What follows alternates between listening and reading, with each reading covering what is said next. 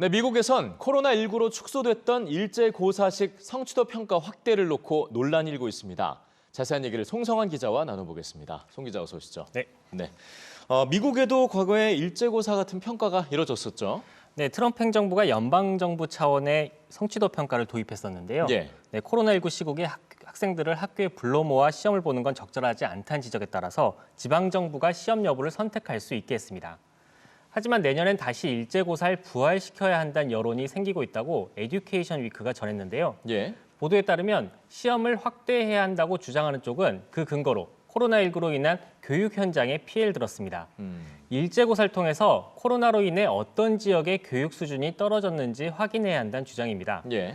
그래야 지역별로 어떤 곳에 더 집중 투자해야 할지 알 수 있다는 건데요. 이 같은 주장은 일제고사를 도입했던 트럼프 행정부 쪽뿐만 아니라 다음 정권을 잡은 민주당 내에서도 나오고 있는 상황입니다. 그렇군요. 근데 현실적으로 지금 상황이 이 일제고사가 좀 이뤄지기 힘든 상황 아닙니까? 네, 우선 내년 봄학기까지 학교가 정상적으로 열릴 가능성이 굉장히 낮습니다. 예. 네, 시험을 강행한다고 하더라도 출석률이나 원격 수업이 이뤄진 정도, 또 가정에서의 도움 등의 변수 때문에 온전한 평가가 이뤄지기 힘든 상황입니다. 또 이미 코로나19로 인해 지칠 대로 지친 학교 현장이 시험 준비로 또 큰 스트레스를 받을 것이란 지적도 있습니다. 예.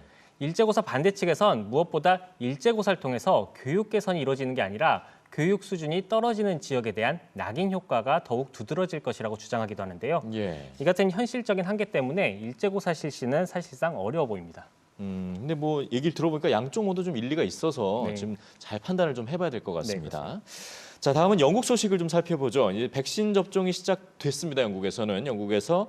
근데 이제 백신에 대한 가짜 뉴스 몸살을 앓고 있다고요. 네, 맞습니다. 영국은 말씀하신 것처럼 지난 8일 코로나19에 대한 백신 접종이 시작됐습니다. 예. 하지만 백신을 둘러싼 가짜뉴스 때문에 영국의 보건당국이 골머리를 앓고 있다고 BBC는 전했습니다. 백신에 대한 가짜뉴스로는 대표적으로 백신을 맞게 되면 몸 안에 DNA가 바뀔 수 있다는 루머가 있습니다. 예. 또 다른 가짜뉴스는 백신이 몸에 작은 마이크로칩을 주입할 것이란 가짜뉴스인데요. 실제로 검색을 해봤더니 영국을 비롯해서 미국, 인도 등 세계 각지에서 제기되는 문제였습니다. 전문가들은 이 같은 주장에 대해서 근거 없는 주장이라고 일축하고 있습니다. 예. 이런 가짜뉴스들은 역시 SNS와 메신저를 통해서 퍼져나갔는데요. 서구권에서 많이 쓰는 왓츠앱 같은 메신저 앱의 경우 자동으로 이런 잘못된 정보를 걸러주는 스팸 탐지 기술이 있긴 하지만 가짜뉴스 유통을 완전히 차단하지는 못하는 모습입니다. 섬뜩하네요. 근데 이런 가짜 뉴스들이 실제로 사람들의 인식에도 좀 영향을 줬습니까?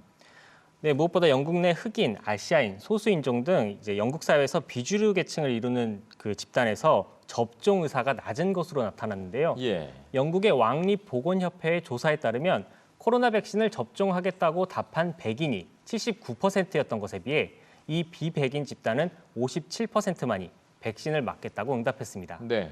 소득에 따라서도 비율이 갈렸는데요. 백신을 맞겠다고 한 응답이 고소득층은 84%였던 반면 저소득층은 70%에 그쳤습니다. 상대적으로 영국 내에서 교육의 기회가 적고 교육 수준이 낮은 계층인 비백인 집단이 앞선 가짜뉴스에 더 큰 영향을 받는다고 BBC는 분석했습니다. 예. 영국 보건당국은 이 같은 현상에 큰 우려를 표했는데요. 백신 담당 장관인 나딤 자와이는 온라인에서 공유되는 이 같은 반백신 음모론은 아주 구체적인 타겟층을 가지고 있다면서 비주류 계층 사이에서 확산되는 가짜뉴스를 경계해야 한다고 경고했습니다. 특히 의료 혜택을 쉽게 받을 수 없는 계층에서 오히려 백신 접종 의사가 낮게 나타난 점은 영국 공공보건에도 악영향을 미치는데요.